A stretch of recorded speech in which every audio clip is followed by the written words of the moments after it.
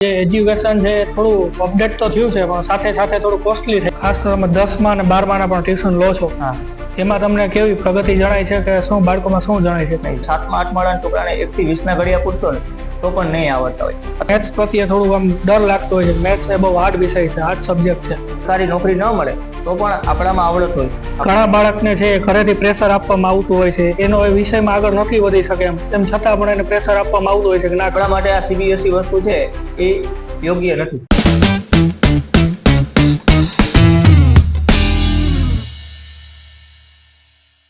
કોઈ પણ વ્યક્તિ જ્યારે સફળતા તેમના જીવનમાં પ્રાપ્ત કરે ત્યારે તેમના જીવનમાં સફળતા પ્રાપ્ત કરવા પાછળનો બહુ મોટો ફાળો હોય છે તેમના માતા પિતાનો, અને ત્યારબાદનો મહત્વનો ફાળો હોય છે તેમના શિક્ષકનો, મીન્સ કે ગુરુનો.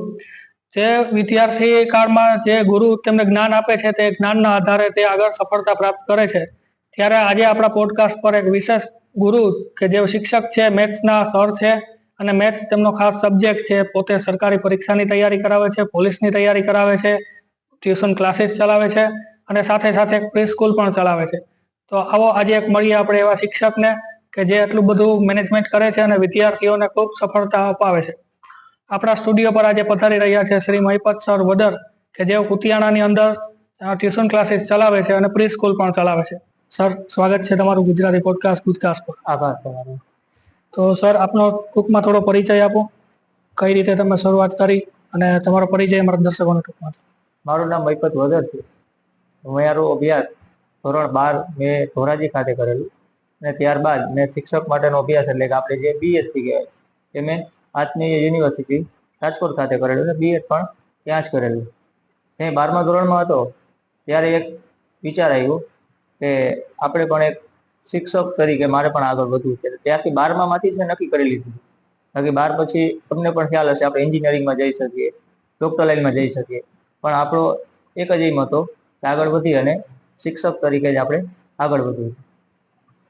સર, તો આમ તો તમે શિક્ષક બન્યા ત્યારબાદ જે તમારા જીવનમાં ચેન્જ આવ્યો એ કહો અનુભવ, કે તમે વિદ્યાર્થી હતા અને બાદમાં શિક્ષક તરીકેની તમને જોવો. ના, જ્યારે વિદ્યાર્થી તરીકે હોય ત્યારે તો શું આપણે ખાલી ફક્ત ને ફક્ત એક શિક્ષક જે ભણાવતા હોય એને જ આપણે એમ ખ્યાલ હોય, પણ જે આપણે જ શિક્ષક બનીએ ત્યારે સૌથી પહેલા આપણે સ્ટેજ ઉપર જઈએ અને જે ભણાવવું હોય એક વસ્તુ આખી અઘરી જ હતી. થોડોક ટાઈમ ડર પણ હતો, પણ પછી ધીરે ધીરે આત્મવિશ્વાસ વધતો ગયો, અને અત્યારે હાલમાં અંદાજિત 200 થી વધારે વિદ્યાર્થીનો કુતિયાણા ખાતે ભણાવી પણ રહ્યો છે. ટ્યુશન ક્લાસીસ ચલાવો છો, તેમના વિશે થોડો પરિચય. હા, હું ટ્યુશન ક્લાસીસ 6 વર્ષ ત્યાં ચલાવું છું. સૌથી પહેલા રાજકોટ મેં 2-3 મહિના ભણાવેલું હતું, પછી ત્યાંથી અહીંયા કુતિયાણા આવ્યો, અને ત્યાં સૌથી પહેલા સ્પર્ધાત્મક પરીક્ષાના શિવમ ઇન્સ્ટિટ્યૂટ કરીને શરૂઆત કરેલી. પછી ત્યારબાદ ધીરે ધીરે કોવિડ આવ્યું. કોવિડને કારણે જે સ્પર્ધાત્મક પરીક્ષાના ક્લાસ ને બધું તમને પણ ખ્યાલ છે, ઓફલાઈન બધું સેન્ટર બંધ થઈ ગયા હતા. એટલે પછી ધીરે ધીરે ઓનલાઈન અમુક વિડીયો અપલોડ કરતો. પછી એમાંથી ધીરે ધીરે 1 થી 10 ધોરણના ક્લાસીસ શરૂ કર્યા, અને એમાં સફળતા મળી, અને અત્યારે મેન ધોરણ 10, 11 અને 12 એના વિદ્યાર્થીને અત્યારે હાલમાં ભણાવી રહ્યો છું. અને હવે આગળ પ્રી સ્કૂલ ઓપન કરી છે છેલ્લા 6-7 દિવસની અંદર, અને આવતા વર્ષે 1 થી 10 ધોરણની શાળા ખોલવાનો પણ વિચાર છે. આપ મેથ્સના ખાસ તો સબ્જેક્ટ લો છો. હા, તો ઘણા લોકોને મેથ્સ પ્રત્યે થોડુંક આમ ડર લાગતો હોય છે. મેથ્સ એ બહુ હાર્ડ વિષય છે, હાર્ડ સબ્જેક્ટ છે. તો તમારા મતે શું મેથ્સ એટલો હાર્ડ છે ખરેખર? ના, આટલું બધું આપણે જે વિચારીએ, મારા મતે સૌથી અઘરો વિષય હોય તો ગુજરાતી. બરાબર, કેમ કે ગુજરાતી ભાષાનો વિષય સૌથી અઘરો વિષય હોય તો એ જ છે. ગણિત છે ને એ આપણે નાનપણથી આપણે જે બેઝિક જે નોલેજ હોય ને, સરવાળા, બાદબાકી, ગુણાકાર, ભાગાકાર, આ 4 વસ્તુ આપણા બાળકને આવડતી જ નથી. મેં 9મા 10મા ધોરણમાં આવે એટલે હું કોઈ પણ બાળકને પહેલો જ પ્રશ્ન પૂછું કે તમને આ 4 વસ્તુ આવડે છે? જો આ 4 વસ્તુ આવડતી હશે ને તો તમે ગણિતમાં ક્યાંય નથી અટકવાના. પણ મેજોરિટી છોકરાઓને આપણે તમે 7મા 8માના છોકરાને 1 થી 20 ના ઘડિયા પૂછશો ને તો પણ નહીં આવડતા હોય, અથવા તો આવડતા હોય તમે એમ ડાયરેક્ટ પૂછો 15 6 કેટલા થાય, તો એ ડાયરેક્ટ નહીં આવડે. વિચારશે 15, એમ મનમાં 15 નો ઘડિયો બોલશે, અને પછી આન્સર આપશે. એટલે ડાયરેક્ટ આપણે કોઈ પણ એવો એને પ્રશ્ન પૂછીએ તો એ શું છે, એક ગોખણિયું જ્ઞાન. અત્યારે જે પ્રેક્ટિકલ જ્ઞાન હોવું જોઈએ એ બાળકમાં અત્યારે પ્રેક્ટિકલ જ્ઞાન હોતું જ નથી, જેને કારણે થઈને આ ગણિત વિષય છે અઘરો લાગે. સર, આપણે જે પ્રી સ્કૂલ પણ હમણાં ઓપનિંગ કર્યું છે ટૂંક સમય પહેલા, એ વિશે થોડું જણાવો. હા, તો પ્રી સ્કૂલ જે છે એ એક બાળક માટેનું આપણે એમ કહીએ કે બેઝિક પાયાનું ભણતર હોય તો એ અત્યારે જમાનામાં પ્રી સ્કૂલ છે. એનું મેઇન રીઝન એ છે કે આપણું બાળક છે એ 3 થી 4 વર્ષનું હોય, આપણે મોટા ભાગે આંગણવાડીમાં જતું હોય, પણ આપણું જે બાળક છે એ મોટે ભાગે ત્યાં શું છે તો કે રમતું હોય, બીજી કઈ એક્ટિવિટી કરતું ન હોય. ત્યારે આ પ્રી સ્કૂલનો જે કોન્સેપ્ટ છે એવો છે કે એમાં આપણે બાળકને યોગા, ડાન્સ આ બધી વસ્તુ શીખડાવીએ, સાથે સાથે આપણે અમુક એવી એક્ટિવિટી કરાવીએ, તો એનાથી એનું જે બ્રેન છે, એનું માઇન્ડ છે થોડુંક સાફ થાય, અને આગળ જતા એને આજે આપણા અઘરા વિષય છે ગણિત છે, અને એમાં એને થોડોક ફાયદો પણ થાય. હાલ તો સર જે આપણે જાણીએ છીએ કે શિક્ષણ ક્ષેત્રે ડિજિટલાઇઝેશન ઘણું થયું છે, બાળકો પણ મોબાઈલ યુઝ કરતા થયા છે, તો એને તમે કઈ દિશામાં માનો, યોગ્ય માનો છો, અથવા તો તેમાં શું યોગ્ય છે અને કેટલું બાળકને મોબાઈલ યુઝ કરવા દેવું છે? ચોક્કસ. હવે આપણે જેમ સિક્કાની બે બાજુ હોય, અત્યારે સોશિયલ મીડિયાનો જમાનો છે, એજ્યુકેશન પણ અત્યારે ઓનલાઈન આવે છે, એટલે જો આપણે એમાંથી પણ શીખી શકીએ એવું નથી ભાઈ ન શીખી શકીએ. અમુક મારા જેવા તાજેતરના ઉદાહરણની વાત કરું તો ગયા વર્ષે મારે એક વિદ્યાર્થી હતો, એ 10મામાં અભ્યાસ કરતો, અને પપ્પાની પરિસ્થિતિ ખૂબ જ નબળી, છતાં પણ ટ્યુશન ક્લાસીસમાં અને એટલા બધા શું છે કે પૈસા, પોતે સરકારી હાઈસ્કૂલમાં અભ્યાસ કરતો, અને ફોનમાંથી જે ફ્રીમાં અમુક યુટ્યુબમાં આપણે ખ્યાલ છે ચેનલો છે એ ફ્રીમાં આપણે એજ્યુકેશન આપતી હોય, તો એવી ચેનલોમાંથી અભ્યાસ કરી અને એમાંથી આગળ વધ્યો પણ ખરી. પરંતુ હાલ એવું છે, એવા 100 એ 10 બાળકો એવા હોય. અત્યારે આપણે પણ ખ્યાલ છે કે અમુક એવું હોમવર્ક છે, એમાં ખાસ કરીને જે કોરોના પછી જે થયું છે ને, એમાં સૌથી વધારે છે ઓનલાઈન શિક્ષણ. એમાં ઓનલાઈન લેસન આવતું હોય, બાળક હવે કહે કે ભાઈ વોટ્સઅપ ગ્રુપમાં મારે હોમવર્ક આવ્યું છે, પછી એને બાનું મળી જાય, પછી એ ધીરે ધીરે એમાંથી હોમવર્કના બાને એ પછી સોશિયલ મીડિયામાં આગળ વધતું જાય.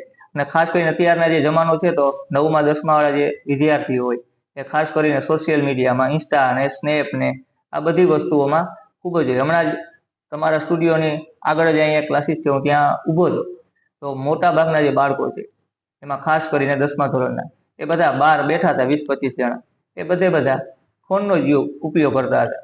એક બે બાળક એવી હતી કે એ પોતે ત્યાં બુક્સમાં અભ્યાસ કરતી, બાકી બધા સોશિયલ મીડિયામાં રીલ્સ ને આવું બેઠા જોતા. એટલે આ એક છે કે ભાઈ અત્યારે આ જે જમાનો આવ્યો છે ને, એમાં બાળક છે ને આપણે એમ કહીએ કે બહુ પાછળ વધતું જાય છે, અને એક ટાઈપનું એ 5-10 વર્ષ પછી ભવિષ્ય ખૂબ જ બાળકનું અઘરું થઈ જવાનું છે આના ઉપર. કોવિડ પછીની તમે વાત કરી, કોવિડ પછી શિક્ષણ ક્ષેત્રમાં તમે કેવા ચેન્જીસ છે જે તમે જોવો છો, અને એ ચેન્જીસ કેટલા યોગ્ય છે?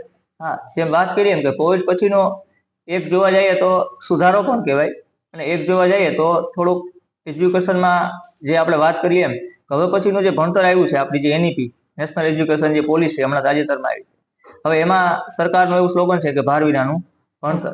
એટલે ખાસ કરી અને બાળકને હવે એવું કહેવા માંગે છે કે ભાઈ આપણે એટલું બધું ખોટું બાળકને ટેન્શન ન લેવું. જેમાં તાજેતરમાં 2-3 દિવસ પહેલા સરકારે નીતિ આવી બેગલેસ ડે, જે 1 થી 8ના જે બાળકો હોય એને દર શનિવારે બેગ લીધા વગર શાળાએ જવાનું, એને એક પણ બુક નહીં લઈ જવાની, એને ત્યાં બધી આવી એક્ટિવિટી કરાવે. એટલે કોરોના પછી મેઇન વસ્તુ શું છે કે જે બાળકો છે એ ધીરે ધીરે હવે અમુક અવળી જનરેશનમાં પણ બાળક છે ટેન્શન બહુ વધુ પ્રમાણમાં લેવા માંડ્યા છે.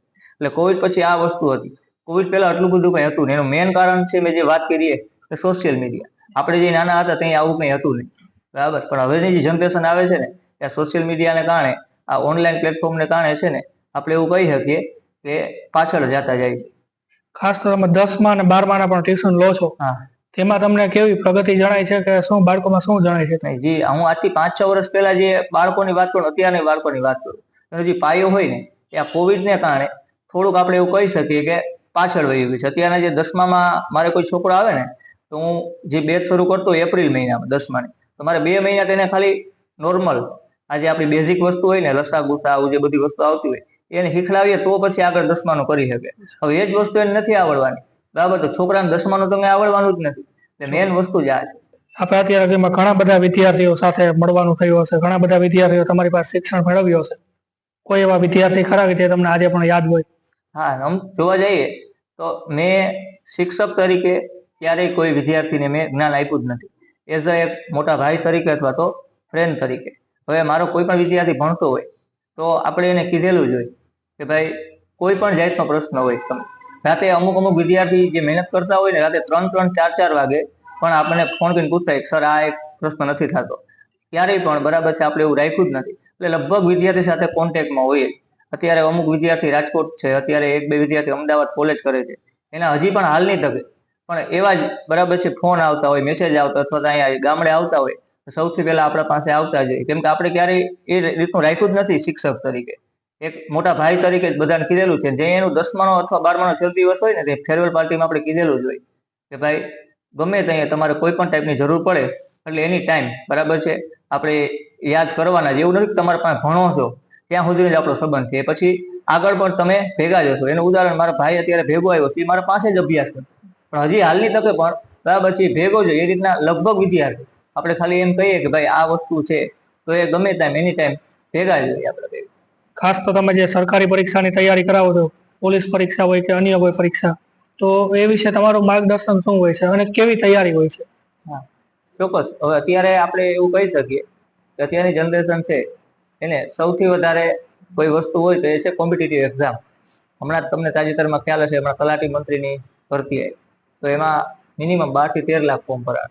એટલે મેઇન વસ્તુ એ જ છે કે આપણે સરકારી નોકરીની તૈયારી કરવી જોઈએ 100%. પરંતુ એવું નથી કે ભાઈ સરકારી નોકરી મળશે તો જ આપણું ભવિષ્ય. સરકારી નોકરી ન મળે તો પણ આપણામાં આવડત હોય, આપણામાં ટેલેન્ટ હોય તો 100% આપણે એમાં પણ આગળ આવવાના જ છે. હું મારું ઉદાહરણ આપું તો મેં પણ બરાબર છે જીપીએસસીની જે પરીક્ષા આવે છે એમાં પ્રિલિમ પાસ કરેલી છે અને મેન્સમાં હું નપાસ થયો છે 1-2 વખત. પણ એવું નથી કે ભાઈ ત્યાંથી આપણું ભવિષ્ય પૂરું થઈ ગયું. તો આપણે સાઈડમાં બીજો બેકઅપ પ્લાન હોવો જોઈએ, અથવા તો બીજું કોઈ પણ આપણામાં આવડત હોય તો 100% આપણે આગળ વધી જ શકવાના છે. ખાસ તો તમે વાત કરી ફેલિયરની, તો વિદ્યાર્થી કાળમાં પણ એવું થતું હોય છે કે 10મા છે 12માની પરીક્ષામાં વિદ્યાર્થી જ્યારે નપાસ થાય ત્યારે નાસીપાસ થઈ જતો હોય છે, એમની મહેનત એળે ગઈ હોય એવું એમને લાગતું હોય છે. તો એવા વિદ્યાર્થીઓને કેવી રીતે તમે મનોબળ મજબૂત કરો છો અને કેવી રીતે માર્ગદર્શન આપો?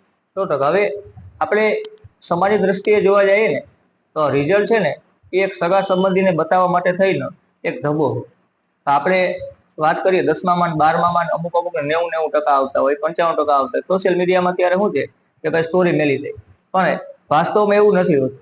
હવે આપણે 10મામાં ને 12મામાં 95% આવ્યા એવું જરૂરી નથી કે આપણે એક્ઝામ મળી જ જવા, પરીક્ષામાં આપણે અથવા તો કોઈ પણ નોકરી મળવાની છે એવું જરૂરી નથી. એના માટે થઈ તમે કોઈ પણ કંપનીમાં જાઓ ત્યાં તમારા 12માં 95% આવ્યા તો એવું નથી કે તમને લઈ લેવાના છે. ત્યાં તમારામાં આવડત કેવી છે ને એ મેન વસ્તુ છે. અને આપણે હમણાં મૂવી આવ્યું 12th ફેલ, એ જોયેલું જ છે. એમાં જે આપણે આઈએસ અધિકારી હતા એ પોતે પણ નપાસ હતા ને અત્યારે આઈએસ હાલની તકે પણ પોસ્ટમાં છે જ. એટલે આપણે ક્યારેય પણ નપાસ થાય તો પણ ચિંતા નહીં કરવાની, ક્યારેય હાર નહીં માનવાની, બરાબર પ્રયત્ન કરતા જ રહેવાના. પ્રયત્ન આપણે કરશું એટલે જરૂર આપણે સફળતા 100% મળવાની જ છે. અને ઘણા બાળકને છે ઘરેથી પ્રેશર આપવામાં આવતું હોય છે, એનો એ વિષયમાં આગળ નથી વધી શકે તેમ છતાં પણ એને પ્રેશર આપવામાં આવતું હોય છે કે ના કર, આ વસ્તુનું અમારે રિઝલ્ટ જોઈએ છે. માતા પિતાની એ દ્રષ્ટિ કેટલી યોગ્ય? ના, હું એવું માનું છું કે બાળકને ક્યારેય પ્રેશર આપવું જ ન જોઈએ. આપણે પ્રેશર આપીએ ને એટલે બાળક છે ને હંમેશા માટે નાસી પાસે જ થવાનું છે. આપણે બાળક કોઈ પણ પેરેન્ટ્સ હોય એને બાળકને હંમેશા માટે થઈ અને એક ફ્રેન્ડ તરીકે જ બિહેવ કરવું જોઈએ. આપણે એને પૂછવું જોઈએ અથવા તો સમજાવવું જોઈએ કે ભાઈ તારે 10મામાં કે 12મામાં કે ભવિષ્યમાં ક્યારેય પણ તું નાસી પાસ થા તો ચિંતા નથી કરવાની, અમે તારી સાથે જ છે. જો આટલું ખાલી પેરેન્ટ્સને એટલે કહેશે ને તો પણ એને પોતાના આત્મવિશ્વાસમાં ખૂબ વધારો થશે અને 100% સફળ થવાનું જ છે બાળક. એટલે ક્યારેય પણ આપણે બાળકને ટેન્શન કે પ્રેશર કે 10મામાં 12માના વિદ્યાર્થીને આપવું જ ન જોઈએ. અને બીજી એક વાત તો સર એ કે તમે જે વાત કરી છે કે સરકારી પરીક્ષાની તૈયારી કરવી જોઈએ, ઘણા લોકો સરકારી પરીક્ષાની તૈયારી પણ કરતા હોય છે, એમાં ફેલ થાય છે અથવા તો વારો નથી આવતો, ત્યારે એ લોકો પણ નાસીપાસ થઈ જતા હોય છે અને કોઈ બીજી જોબ નથી કરી શકતા અથવા તો તેમનો સમય છે જોબનો એ વયો જાય છે અને ઘરની જવાબદારીઓ તેમની ઉપર આવી પડે છે. એવા સમયે એ યુવાનો છે એ બહુ અંદરથી મૂંઝાય છે. તો એના માટેનો શું રસ્તો હોઈ શકે અને તમે શિક્ષકની દ્રષ્ટિએ શું માર્ગદર્શન આપી શકો? ના, ચોક્કસ. હવે હું પોતે જ આ બધી સિચ્યુએશનમાંથી પસાર થયેલો છું એટલે આપણે આ બધી વસ્તુનો ખ્યાલ જ હોય, બરાબર કે આપણે સરકારી ગવર્મેન્ટ પરીક્ષાની તૈયારી કરતા હોય એટલે આ બધી વસ્તુ થવાની છે. હવે માની લ્યો કે કોઈ પણ વિદ્યાર્થી મિત્રને એવું છે કે ભાઈ મારે સરકારી નોકરીની તૈયારી કરવી છે, તો કોલેજ પછી ગ્રેજ્યુએશન આપણું જે શરૂ હોય અથવા તો કોલેજ પૂરી થઈ ગયા હોય તો વધીને 2 થી 3 વર્ષ આપણે એની તૈયારી કરવી જોઈએ. અને એ તૈયારી આપણે એ રીતના કરવાની હોય કે મિનિમમ રોજનું 6 થી 7 કલાક રીડિંગ હોવું જોઈએ. તમે 6 થી 7 કલાક રીડિંગ કરો એટલે 100% આપણે એમાં સફળતા મળવાની છે. અને એવું પણ નથી કદાચ આપણે પરીક્ષામાં નપાસ થાશું તો આપણે ઓટોમેટિકલી તમને બીજો રસ્તો છે એમાં મળી જ જવાનો છે. એટલે એવું હંમેશા વિચારવાનું જ નહીં કે આપણા ફક્ત ને ફક્ત સરકારી નોકરી જ મળે તો જ આપણે આગળ આવવાના છે. પાછળથી આપણે બીજો કોઈ પણ એવી નોકરી છે, પ્રાઇવેટ નોકરી છે એ પણ કરી શકીએ અથવા તો આપણામાં આવડત હશે તો ભવિષ્યમાં 100% આપણે આગળ આવવાના છીએ. એટલે ક્યારેય પણ એવું વિચારવાનું જ નહીં કે આપણે ફેલ થયા. માનો કે કોઈને પોલીસની તૈયારી કરવી છે પરીક્ષાની, પરંતુ તેમની પાસે જે ફાઇનાન્શિયલ કન્ડિશન થોડી ડાઉન છે અને ઘરેથી ઘણા લોકો તૈયારી કરતા હોય છે, તો એવા લોકો માટે શું સજેશન હશે કે જે ઘરેથી તૈયારી કરે છે, એવું સજેશન તમે આપી શકો કે એમને વધારે ઈઝી રહે? હા ના, 100%. અત્યારે આપણે જે વાત થઈ એમ, અત્યારે જે ઓનલાઈન એજ્યુકેશન આવ્યું છે, તો ઓનલાઈન એજ્યુકેશન અમે વાત કરીએ એમ ફાયદો પણ છે. અત્યારે માની લ્યો કોઈ પણ બાળક છે એ નબળું હોય અથવા તેની પરિસ્થિતિ છે એ ખૂબ જ ડાઉન હોય, તો અત્યારે તમે ઘરે બેઠા ઓનલાઈન અભ્યાસ કરી શકો. એમાં જાજા બધા અમુક ચેનલો છે કે જે આપણે ફ્રી ઓફ કોસ્ટમાં એક પણ રૂપિયો લીધા વગર આપણને તૈયારી કરાવતા જ હોય. અથવા તો અમુક એવી સામાજિક સંસ્થાઓ પણ છે હાલની તકે, બરાબર. આપણે પોરબંદરમાં અમુક એવી સામાજિક સંસ્થાઓ છે, એમ આખા ગુજરાતમાં જાજી બધી એવી સામાજિક સંસ્થાઓ છે કે જ્યાં એ ફ્રી ઓફ કોસ્ટમાં આપણે બધી તૈયારી કરાવે છે, ટ્રેનિંગ આપે છે, અને અમુક હોસ્ટેલો પણ ફ્રી ઓફ કોસ્ટ ચાલે છે. એટલે આપણે અત્યારે એવું નહીં વિચારવાનું, બરાબર, કે આપણી પોઝિશન નબળી છે તો આપણે ક્યારે આગળ નથી વધી શકવાના. 100%, બરાબર છે. આપણામાં આવડત હશે તો આપણે 100% આગળ વધવાના જ છીએ એમાં પણ. તમે અત્યારે શિક્ષક છો, તમારો પણ વિદ્યાર્થી કાળ રહેલો હશે. તમને તમારા કોઈ શિક્ષક યાદ ખરા કે જેમની સાથેનો કોઈ એવો બનાવ હોય કે જે તમે આજે મિસ કરતા હો? 100%. એવા તો ખૂબ જ જાજા શિક્ષકો છે, પણ એમાંના એક સાહેબ છે એ હજી પણ યાદ છે. એક મહેતા સાહેબ કરીને હતા, બરાબર. હવે હું ત્યાં 6ઠા-7મામાં ભણતો ને, એટલે થોડુંક બોલવામાં અચકાતો. એટલે શું હોય, આપણે નાના હોય એટલે થોડાક આપણે એ ટાઈપના બોલતા હોય, એટલે એ વર્તી ગયા હતા કે ભાઈ હું આઈસે કરીને ક શબ્દ હોય ને ત બોલતો, થ હોય એટલે થ બોલતો, આ ટાઈપના શબ્દ બોલતો, એટલે વર્તી ગયા. એટલે રોજ મને 10-10, 20-20, 30-30, 40-40 ફેરે લખાવે, બરાબર. છતાં પણ ફેરફાર ન થયો. તો એક ફેરે ખાલી એને ચીટલો ભર્યો ત્યારથી લઈને આજ સુધી હું ચોખ્ખું બોલવા માંડ્યો. એટલે એ સાહેબ છે એ જિંદગીભર યાદ રહેવાના છે કે ભાઈ આપણી એક જે મારામાં જે ટેવ હતી એને મારી સુધારી. બાકી તો જાજા એવા શિક્ષક, જે ગણિતના એક સાહેબ હતા સુભાષ સર કરીને, એ પછી હું ત્યાં રોયલમાં અભ્યાસ કર્યો, ત્યાંના બધા સાહેબ, અને કોલેજમાં લગભગ બધા સાહેબ છે એ આપણા સપોર્ટમાં છે, અને હાલની તકે પણ હજી પણ કોન્ટેક્ટમાં છે. હું જેમ વાત કરું એમ તમને, તો હું પણ અત્યારે, બરાબર છે, શિક્ષણ ટ્યુશન ચલાવું છું. એ બધા જે સાહેબો છે એ હાલની તકે, બરાબર છે, મારા અહીંયા ક્લાસ વિઝિટ કરવા આવતા જ હોય છે. અને મારા વિદ્યાર્થી છે અત્યારે હાલની તકે એના પાસે ભણતા હોય. એટલે હું કોઈકનું એડમિશન લેવડાવવા ત્યાં ધોરાજી જતો હોય તો મારા વિદ્યાર્થીને એમ કહેતા હોય કે તારા સર છે ને, બરાબર, એ મારા પાસે ભણેલા છે. એટલે ગુરુ પાસે અત્યારે મારા વિદ્યાર્થી છે હાલની તકે પણ ભણે છે. એવી સેમ સિચ્યુએશન આજ તમારા વિદ્યાર્થીઓ સાથે તમારું કોઈ જે વિદ્યાર્થીઓ અથવા તો લેસન ના કરીને આવ્યા હોય કે ખોટા બાના દેતા હોય કે ના સર આવું હતું, એવું થાય છે? હા ના, એટલે બાના દેતા હોય તો આપણે શું વર્તી જ જતા હોય કે ભાઈ આ બાનું જ આપતા હોય. છોકરો અત્યારે શું છે કે આમ 10મામાં હોય પણ અમુક જે આપણે વાત કરી હોય એનામાં શું એટલું નોલેજ આપણા કરતા શું છે, અમુક વસ્તુમાં વધારે હોય પણ અમુક વસ્તુ આપણે ખ્યાલ પડી જવાની. એ બાના આપે ને તો નોર્મલ હોય, હું ચોપડો ઘરે લેતા ભૂલી, તો એક જ વસ્તુ કહું, જ્યાં તો ઘરેથી લેતો, બરાબર. પછી ત્યાં ઘરે જવાનો છે એટલે એને ખબર જ છે લેસન નથી જ કરેલું, એટલે પછી અડધેથી પાછો આવે અથવા મમ્મી પાસે ફોન કરાવે. મમ્મી એવું કહે કે સાહેબ વાંધો નહીં, એક ફેરે જવા દે. એટલે આ બધી વસ્તુ થતી હોય એમ. સર, આજ તો ખાસ કરીને આજના યુવાધનને, યંગ જનરેશનને તમે શું સંદેશ આપવા માંગો છો? આપણો સંદેશ તો બસ એટલો જ છે કે આપણે ક્યારેય હાર માનવાની નહીં. કોઈ પણ એવી સિચ્યુએશન આવે, કોઈ પણ એવી પરિસ્થિતિ આવે, બરાબર, આપણે ત્યારે એક વસ્તુ યાદ રાખવાની કે આપણા મા બાપનો જે ભરોસો છે એ ક્યારેય આપણે તોડવાનો નહીં. અત્યારે જનરેશન આપને પણ ખબર છે, અમુક એવા, બરાબર છે, કુવ્યસન છે અથવા તો વ્યસન છે અથવા તો બીજી કોઈ પણ જાતનું, જેમ કે આપણું જ બાળક હોય એ બહાર ભણતું હોય તો આપને ખ્યાલ ન હોય મારું બાળક ત્યાં શું કરે છે. વાલીને છે ને એના ઉપર ટ્રસ્ટ હોય. માની લો રાજકોટ અહીંથી આપણું કોઈ છોકરું બહાર ભણવા ગયું હોય, એને વાલીને એટલી ખબર નથી હોતી, પણ ત્યાં એના મિત્રો ભેગો અથવા તો કોઈ છોકરો હોય કે છોકરી, બરાબર, તો આ અમુક જે વસ્તુ છે ને એ ક્યારેય કોઈ પણ યુવા વર્ગે છે અવરે રવાડે ક્યારેય કોઈ પણ સાથે ચડવું નહીં. આપણે બહાર જશું તો ત્યાં 100 ટાઈપના લોકો હોય, અમુક પૈસાદાર હોય, અમુક ગરીબ હોય. તો આપણે એવું હોય કે પૈસાદાર વ્યક્તિ છે, હવે એની લાઈફસ્ટાઈલ બહુ ઊંચી હોય, આપણે પણ ભેગો લઈ જવાનો છે, અને પછી આપણે પણ એના જેવા શોખ ધીરે ધીરે જાગવા માંડે, અને પછી આપણે અહીંયા ઘરેથી પેરેન્ટ્સ 10,000 રૂપિયા આપતા હોય, પછી ત્યાં આપણે એ ટાઈપની જિંદગી જીવીએ તો 10 નહીં પણ 20,000 પૂરું ન પડતું હોય. એટલે એક આ વસ્તુ ક્યારેય પણ ન કરવી જોઈએ. અને બીજું એક શોર્ટકટ, ક્યારેય પણ કોઈ પણ યુવાધને હંમેશને માટે શોર્ટકટથી આગળ વધવાનું વિચારો ન જોઈએ.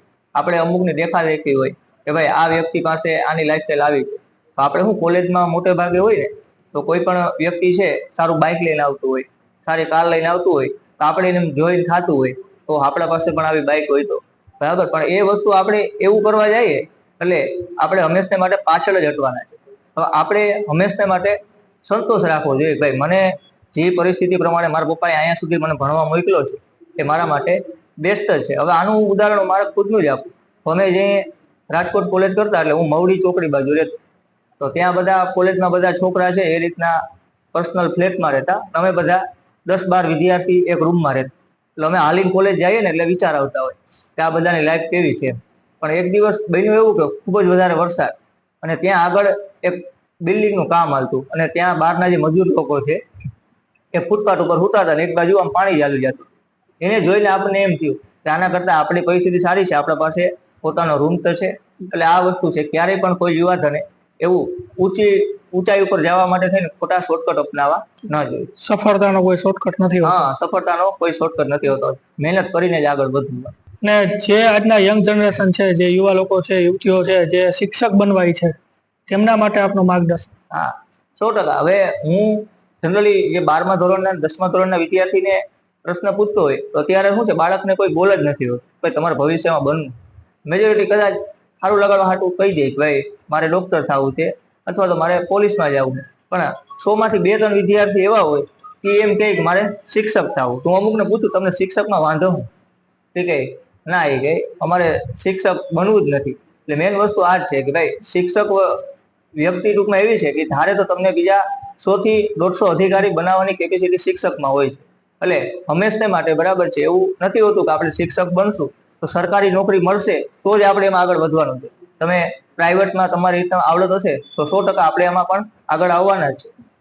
આજે ઘણા લોકો શિક્ષક બનવાની તો હોડમાં છે કે જે ગવર્મેન્ટ અમને જોબ મળે તો જ અમે શિક્ષક તરીકેનું જોબ કરશું, બાકી નહીં કરી. કે જ્યારે તમે વાતને તદ્દન સાબિત કરી બતાવી છે કે એવું નથી જરૂરી કે જે શિક્ષક છે ગવર્મેન્ટ જોબ કરતા હોય તો જ આગળ વધી શકે.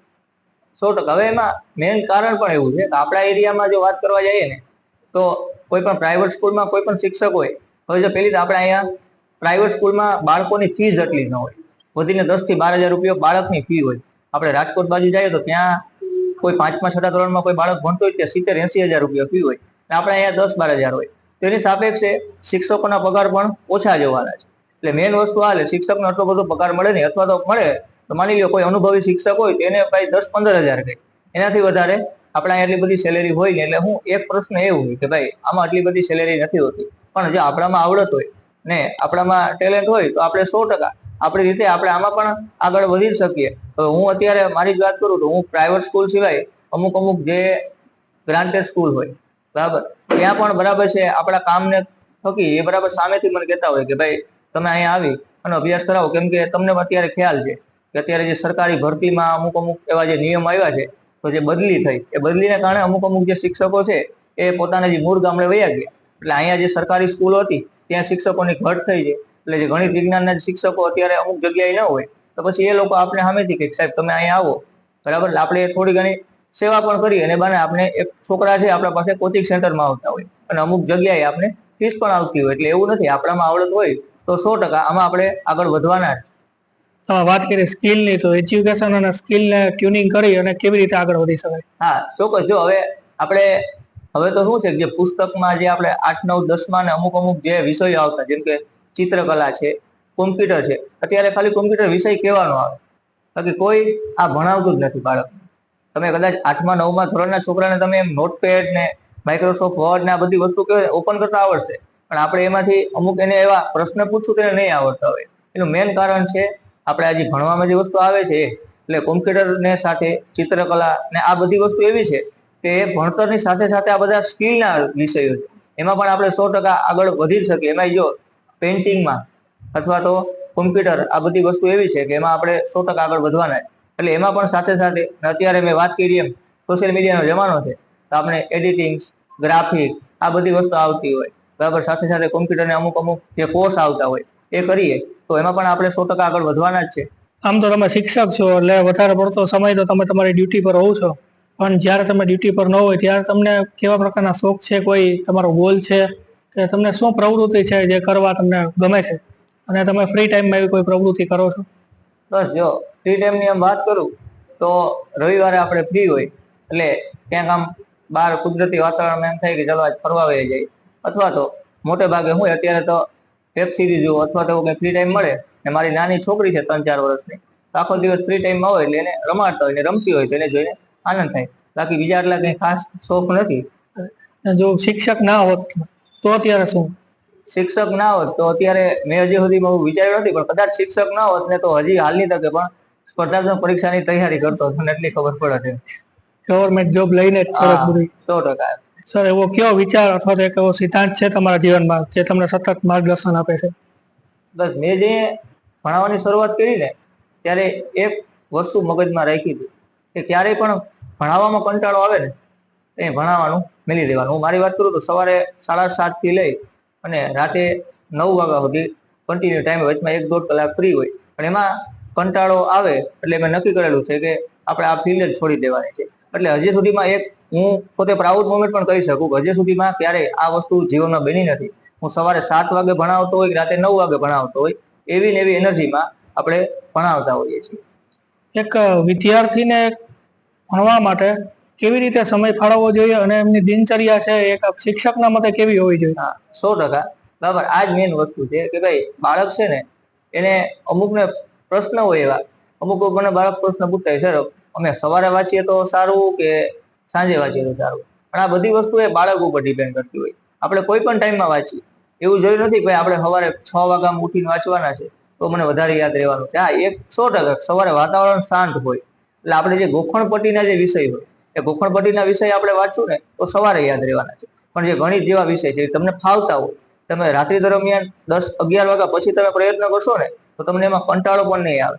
અને ગણિત વિષય એવો હોય કે તમને જો રસ હોય ને તો રાતના 2-3 વાગી જાય તમને ખબર ન પડે. ને બીજા વિષય જે વાત કરીએ સમાજ ના બધા કેવા છે તો કે કંટાળાજનક વિષય છે, જેથી આપણે કંટાળો પણ આવે. એટલે મેઇન વસ્તુ એ છે કે બાળકે એક ટાઈમ ટેબલ હોવું જોઈએ ફિક્સ છે કે ભાઈ મારે આટલાથી આટલી કલાક વાંચવું જોઈએ, આટલાથી આટલી કલાક મારે રમવું જોઈએ, આટલાથી આટલી કલાકની સ્કૂલ, અને મિનિમમ જે બાળક અભ્યાસ કરતું હોય ને 7 થી 8 કલાકની ઊંઘ મિનિમમ હોવી જ જોઈએ. ત્યારે રાત ઉજાગરા કરી અને જો કોઈ પણ બાળક છે પરીક્ષાની તૈયારી કરતો હોય તો એને જે માર્ક મેળવવાની ક્ષમતા હોય એનાથી 5 થી 10 માર્ક એને ઓછા આવશે. એનું કારણ એક આ જ છે કે જે અપૂરતી નિંદ્રા એ આગળ જતા આપણે બહુ નુકસાન કરે. જે બાળકને ભણવામાં ઇન્ટરેસ્ટ નથી એવા બાળકો માટે તમારી સલાહ શું છે? યસ, મેઇન વસ્તુ એ જ છે કે બાળક શું હોય અત્યારે કે ભણવામાં અમુકને મન ન લાગતું. એનું મેઇન કારણ કે વિચારો, બહારના અમુક વિચારો હોય. મેજોરિટી આપણે હું ક્લાસમાં ભણાવતો હોય છોકરાઓને તો આપણે વર્તી જાય, એનું ધ્યાન ન હોય ને એટલે પછી હું મારી રીતના છે ને અમુક એને પ્રવૃત્તિ કરાવતો. જેમ કે કોઈ બાળકને નિંદ્રા આવતી હોય તો એને સામે ચેલેન્જ આપું કે 3 બાળક જે નિંદર કરતા હોય ને 3-4 એને સામે ઉભા કરું. એને હું એમ કહું કે હું તમને 30 ઉઠબેટ કરાવું, તમે 30 ઉઠબેટ તમે ભેગી કરો એક જ ઓલા. જો તમે ભેગી કરો તમારું 7 દિવસનું લેસન માર્ક અથવા ટેસ્ટમાં ઓછા માર્ક આવે ને તોય, એટલે એ કરવા જાય ને તો વધીને 20 ઉઠબેટ માંડ થાય. તો 3 એકમાંથી એક આગળ વહી ગયો હોય, એક પાછળ રહી ગયો હોય, એટલે એમ કરતા 10 મિનિટ વહી જાય તો નીંદર જે હોય ને એ ઉડી જાય અને પોતે એક્ટિવ રહે. એટલે થોડીક કસરત કરાવીએ, થોડુંક એ રીતનું કરાવીએ તો બાળક છે ને એ ક્લાસરૂમમાં એક્ટિવ રહે.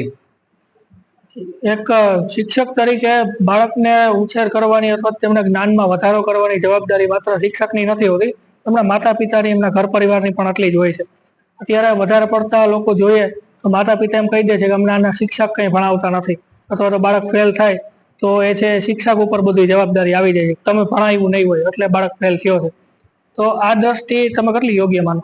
ના, જો એમાં 100% શિક્ષક છે એ માની લો 5 થી 6 કલાક એને શાળાએ ભણાવ્યું છે, એ પછી 24 કલાકમાંથી તમે 6 કલાક બાદ તો બાકીનું બાળક આપણા ઘરે જ રહેતું હોય. એટલે માતા પિતાની સૌથી વધારે જવાબદારી છે કે ભાઈ માતા પિતાએ ચેક કરવું જોઈએ કે ભાઈ મારા બાળકે આજે હોમવર્ક કર્યું છે અથવા તો હોમવર્ક આવ્યું છે તો કેટલું આવ્યું છે, એને પૂરું કર્યું છે કે નથી કર્યું, અથવા તો ભાઈ ટેસ્ટ છે તો ટેસ્ટના માર્ક કેટલા છે. પણ આપણે શું છે મેજોરિટી આપણે અહીંની વાત કરીએ ને તો પેરેન્ટ્સ મીટિંગ, બરાબર, આપણે સ્કૂલમાં પેરેન્ટ્સ મીટિંગ હોય, હું જોતો હોય પેરેન્ટ્સ મીટિંગમાં 100 વિદ્યાર્થીમાંથી બધાને બોલાવીએ ને તો એમાંથી 30 થી 35 પેરેન્ટ્સ મીટિંગમાં આવતા હોય, બાકી એમ કહી દે કે અમારી પાસે ટાઈમ નથી. એટલે મેઇન વસ્તુ આ જ છે, હવે બાળકને છે ને આ જ જોતું હોય. પેરેન્ટ્સ સ્કૂલે આવશે તો બાળકને થોડોક ડર રહેવાનો છે કે ભાઈ અમારા કોઈ મેડમ છે અથવા તો કોઈ સર છે એ અમારે કંઈ પણ બરાબર છે તોફાન બોફાન કર્યા હોય, હવે કંઈ ફરિયાદો હશે તો એ કહેવાના છે. બાળક શું છે એક ટાઈપમાં આવી જાય મારા પેરેન્ટ્સ સ્કૂલે આવવાના જ નથી, એટલે એ કે આ ડર જે હોય એ ઉડી જાય. એટલે મેઇન વસ્તુ આ છે કે જેટલો શિક્ષકનો ફાળો છે એટલો જ પાછો માતા પિતાનો પણ ફાળો છે, બરાબર, એને પણ ખાસ ધ્યાન દેવું જોઈએ. પણ અત્યારે શું ઉલટું છે, હવે આપણે બાળકને પનિશમેન્ટ આપીએ તો પેરેન્ટ્સ આપણે સામે કહેતા હોય કે તમે અમારા બાળકને શું કામ મારો છો.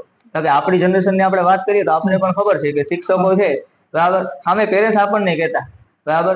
શિક્ષકને કહેતા તમે હજી આને એક હું ખોટી મારી, 3-4 ખોટી મારો. પણ અત્યારે તો આપણે બાળકને ખાલી ગાલ આપણે તાણીએ તો પણ આપણે બાંધવા આવે કે ભાઈ તમે અમારા બાળકને, અમે કોઈ દિવસ હાથ નથી ઉપાડ્યો તો તમે શું કામ ઉપાડો. એટલે આ એક વસ્તુ શું છે, ડીમોટિવ છે. એટલે શિક્ષક છે ને આમાંથી ડીમોટિવ થઈ જાય. એને એમ થાય કે ભાઈ બાળકને જે કરવું એ કરે, એટલે હું આટલું બધું પર્સનલી એ પછી બાળક ઉપર ધ્યાન આપવાનું જ બંધ કરી દેશે. એટલે આ એક વસ્તુ હોવી ન જોઈએ.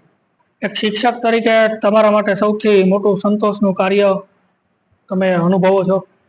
હા, 100%. મને પૂરેપૂરો સંતોષ છે.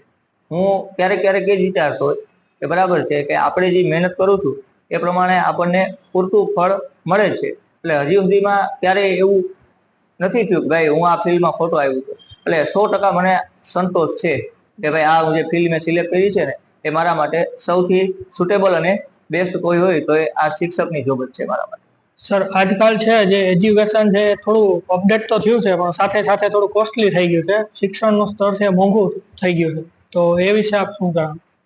હા જી, બિલકુલ. અત્યારની આપણે જો વાત કરીએ તો બાળકને ભણાવવું એ સૌથી મોટામાં મોટો પ્રશ્ન છે.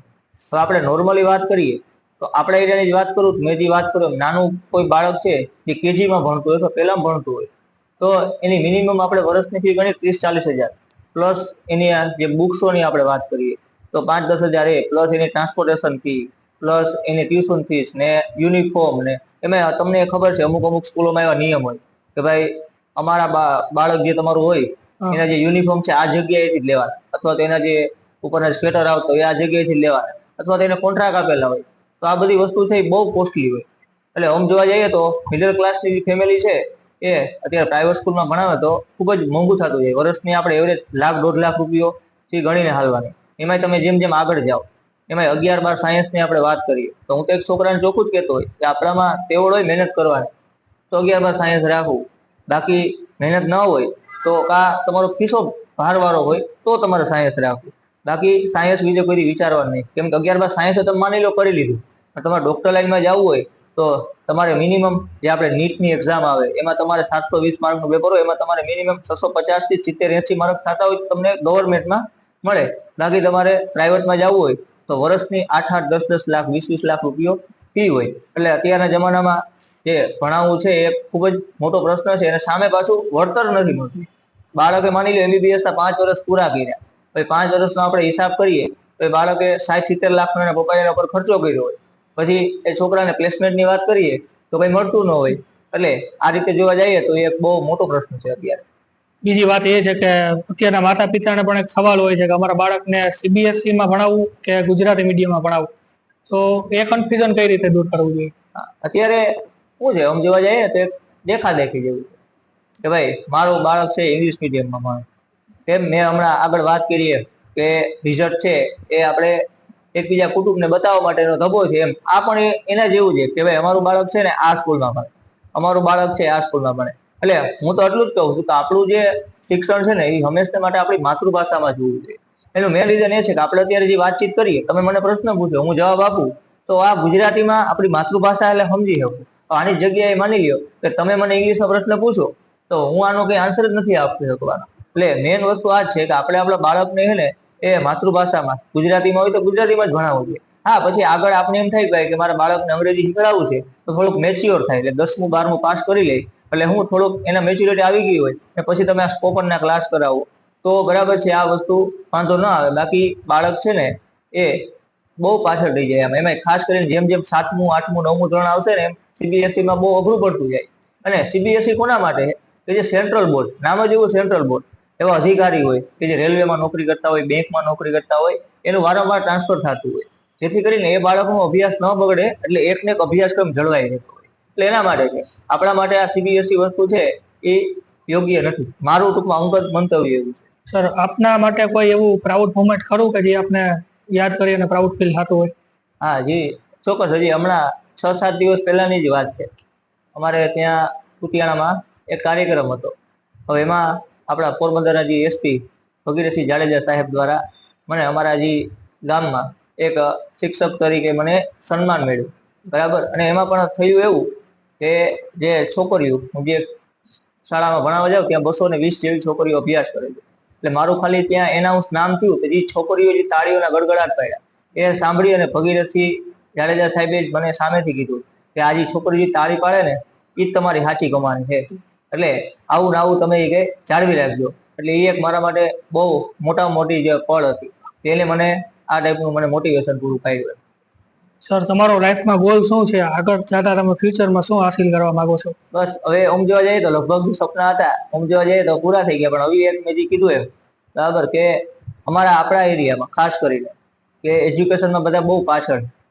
એટલે એજ્યુકેશનમાં સારી એક મોટી સંસ્થા આગળ ચાલુ કરવાનો એક પ્રયાસ કરવાનો છે કે બાળક જેથી કરી અને બધી વસ્તુ ત્યાં અને ખૂબ જ વ્યાજબી ભાવે મળે એવું છે. હું મારી જ અત્યારે વાત કરું, હું 10માની અમારા અહીંયા પોરબંદરમાં આપણે ક્લાસીસની ફી કેટલી હોય મને ખ્યાલ નથી, પણ અમારે ત્યાં હું 10માની મહિનાની ખાલી 500 રૂપિયા ફી લઉં છું અને બધા વિષય કરાવું.